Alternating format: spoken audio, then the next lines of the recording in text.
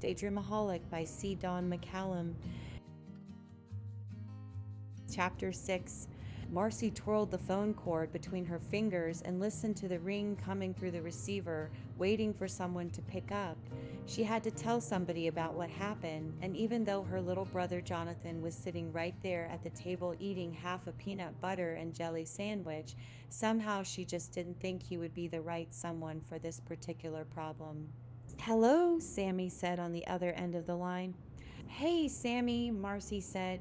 "Would you stop smacking?" she said to Jonathan over the end of the phone's mouthpiece.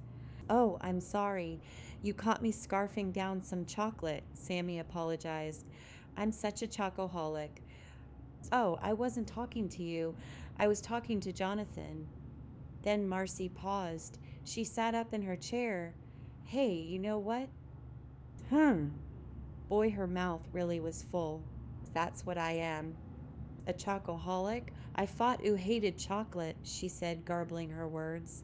"No, yeah, I do. What I mean is," she said, covering the mouthpiece. Would she ever have a moment where Jonathan wasn't right there listening to her conversations? "I'm a daydreamaholic." "Yeah," she said, gulping down her mouthful. "Isn't everybody?" "No, maybe, I guess, but no, I really think I have a problem. I think I can trace all my problems back to too much daydreaming." "About Brandon?" Jonathan asked in his squeaky little voice. "Don't talk with your mouth full," Marcie griped, "and mind your own business." "Well, I guess you have been out of it lately," Sammy admitted. "Having a crush on somebody takes up a lot of brain power." "And speaking of," Marcie stopped herself and turned to face the kitchen cabinet, away from Jonathan. "And speaking of that very topic, you're not going to believe what happened to me after school in the library today." "Oh," Sammy replied, concerned.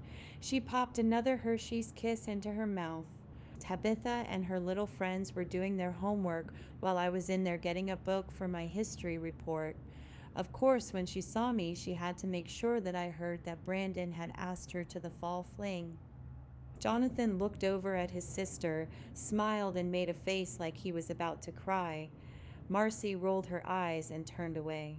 "She just has to rub it in, huh?" Sammy moaned. Yeah. "It's like it's not enough that she gets him and everything else she wants. She has to advertise it to me in front of all of her friends." "What did you do?" "I just kind of pretended like I didn't hear, like it wouldn't matter to me if I had heard her. I picked up this book and acted all enthralled in it." "Good. Don't let her get the best of you. You know that's what she wants." Marcie could hear Sammy unwrapping another chocolate. In the background, Jonathan was pretending to cry Brandon's name. "Oh, Brandon, I love you," he said, twisting and turning in his seat. "Why don't you love me?" he begged to know, shoving a way too big bit of sandwich into his mouth and laughing. Marcie wished he would choke on it. Maybe not all the way, just a little. "Would you be quiet, you little brat?" she said to him, just over the mouth of the receiver. He smiled again and wiped the crumbs off his mouth with the back of his hand. "Aren't little brothers great?" Sammy asked. "Oh, yeah," Marcie said sarcastically. "My mom keeps telling me that one day I'll be grateful that I have a little brother." Sammy laughed.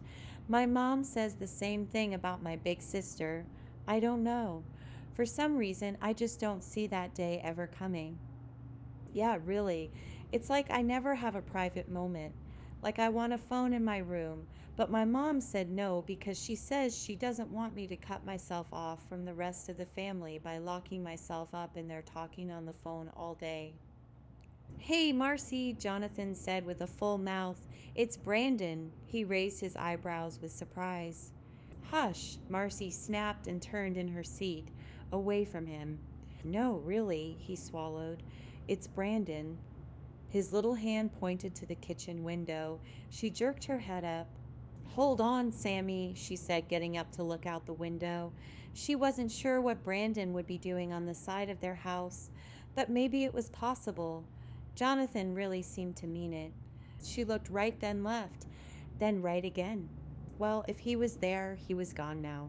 "Made you look," her little brother cheered. Marcie made like she was going to hit him, then stopped herself as he cowered beneath the might of her much bigger fist. Just ignore him, Sammy reasoned, then short sheet his bed later tonight. Marcie laughed. Okay, and I'll keep telling myself, someday I'm going to be glad I have a little brother. That can be one of your daily affirmations, along with my name is Marcie Taylor and I'm a daydreamaholic. The first step to solving a problem is admitting that there is one, you know. The girls laughed. Marcie paused before asking her next question. So what do you think he thinks about me? Who? Jonathan? No, you know who I mean.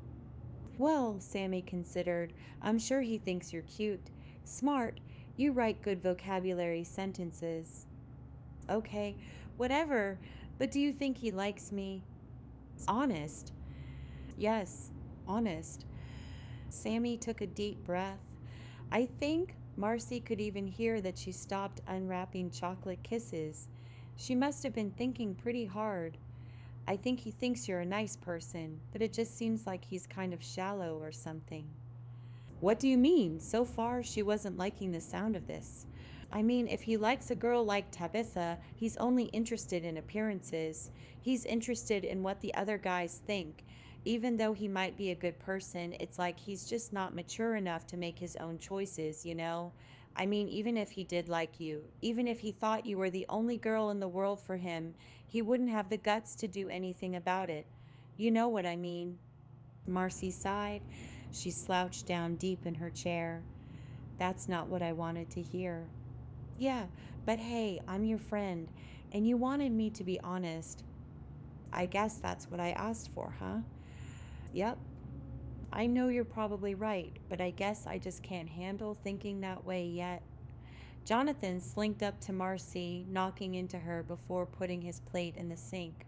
Would you just leave me alone? She screamed at her brother. She had let her frustration explode at him and into Sammy's ear as Jonathan skipped out to the living room. You know, you're going to be glad someday, Sammy said, sounding just like her mom. Yeah. Then Marcie covered the mouthpiece and whispered into it. So tell me how you short sheet a bed anyway. Thank you for listening to Daydreamaholic by C. Don McCallum. If you're enjoying this story, please consider sharing it with someone you know, and please like the video and subscribe to this channel to help others discover these stories.